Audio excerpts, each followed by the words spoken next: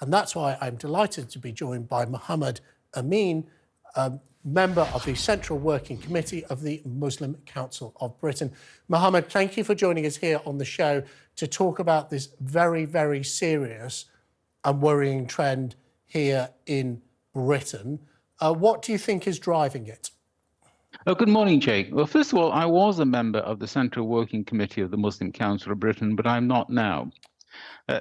I think it's terrible, the increase in anti-Muslim hatred that we've experienced. I'm not surprised, although I think it's terrible, because many people make the very simple analysis that Muslims carry out a terrible attack in Israel on the 7th of October. There are Muslims on the street here in the UK. They must think and feel the same thing, which is obviously not correct.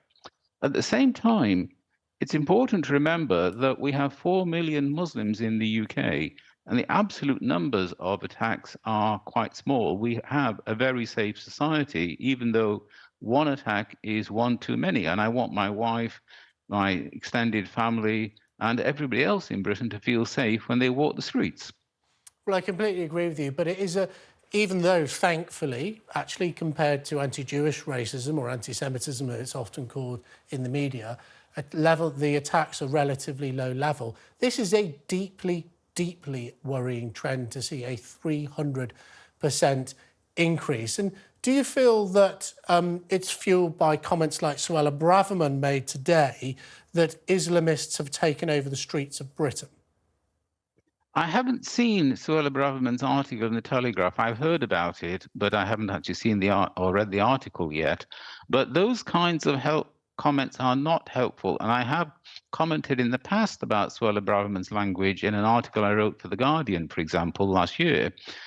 Politicians need to be very careful about the words that they use so they are not deliberately dividing people rather than bringing our people together. Well, I completely agree with you.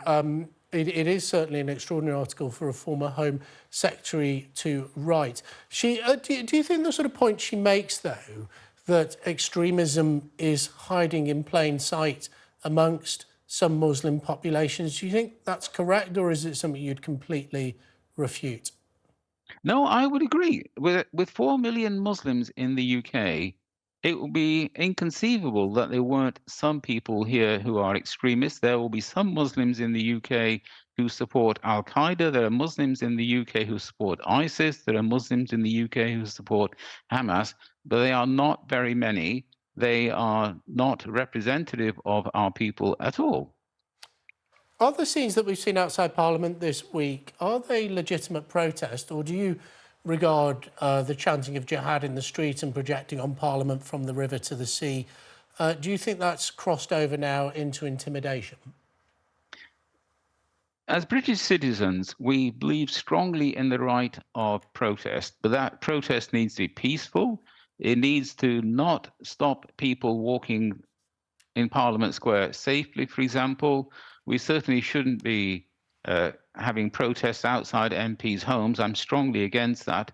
Frankly, projecting some lights on the side of Big Ben, you may think it's sort of electronic vandalism, but actually it doesn't do any damage to Big Ben, and it's a gimmick. I'm not very keen on it. I'm not sure what it achieves, but projecting its moving lights on the side of a building is hardly the end of the world. It's much less damage. I mean, it's not like throwing paint on a building, which I'm totally deplore.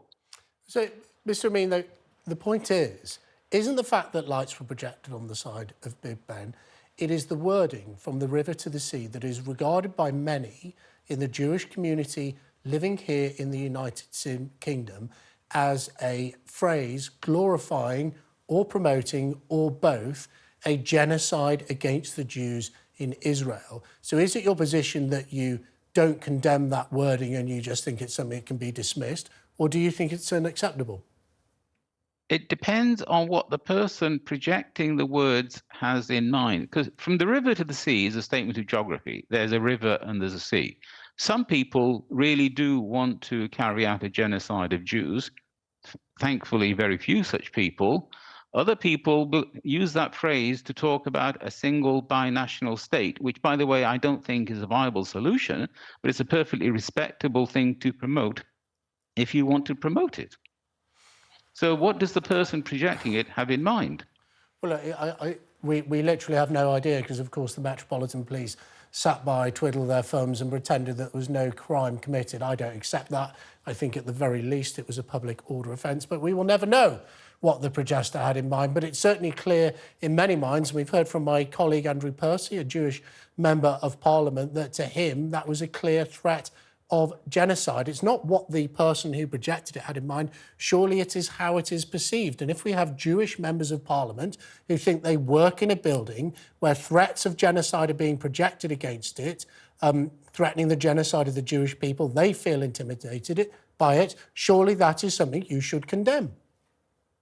I certainly condemn any threats of genocide. As I said, I don't start from the assumption that from the river to the sea is automatically a threat of genocide. Finally, just on this, I saw that the government has withdrawn funding from the Interfaith Network. Do you think that was the right decision for Michael Gove to make? I don't believe it was. In a different capacity, I'm the co-chair of the Muslim Jewish Forum of Greater Manchester, and we are a regional member of the Interfaith Network for the UK. The trustee that Mr. Gove is objecting to, a man called Hassan Judy, who was previously Deputy Secretary General of the MCB, he's attended a couple of our events when they were held remotely. He's always been extremely well behaved. And I don't believe that Mr. Gove's reasons for cancelling the funding of the Interfaith Network are valid. Mohammed Amin, thank you very much for joining us here on TalkTV.